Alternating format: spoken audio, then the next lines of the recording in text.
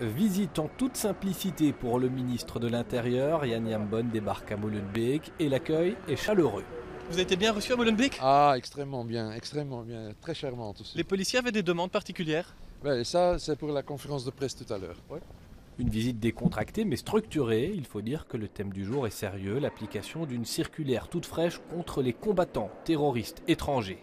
C'est une chance unique pour un chef de corps d'une police locale de faire part des problèmes que nous rencontrons sur le terrain, de la faisabilité de la nouvelle circulaire et surtout de mettre l'accent sur les difficultés que nous rencontrons dans ce genre de lutte contre cette radicalisation. Jan Jambon n'est pas venu les mains vides. Le ministre de l'Intérieur annonce des budgets renforcés ainsi qu'un appel à projet.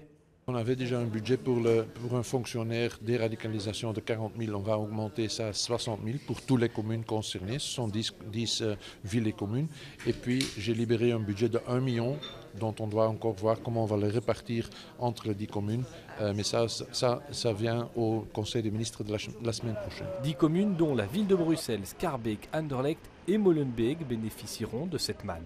C'était un Molenbeekois qui était le commandant du réseau où le Verviers était une des cellules. Donc c'est beaucoup plus important que juste la commune de Molenbeek et c'est pas symbolique, c'est un vrai intérêt en comment on peut encore mieux travailler, collaborer ensemble pour attaquer ce phénomène. Opération de charme ou véritable action politique, en tout cas, la démarche facilite visiblement des relations politiques pas toujours évidentes. Il a été vraiment le ministre de l'Intérieur et c'est comme ça qu'il faut le voir. Je veux dire, il est ici pour représenter l'État avec les compétences qu'il a au niveau du fédéral et c'est très bien qu'il s'intéresse à ces questions-là et il s'est particulièrement intéressé aux questions de prévention et donc j'ai été plutôt positivement surprise. Jan Jambon a aussi fixé des règles pour une meilleure transmission de l'information vers les bourgmestres et les policiers locaux.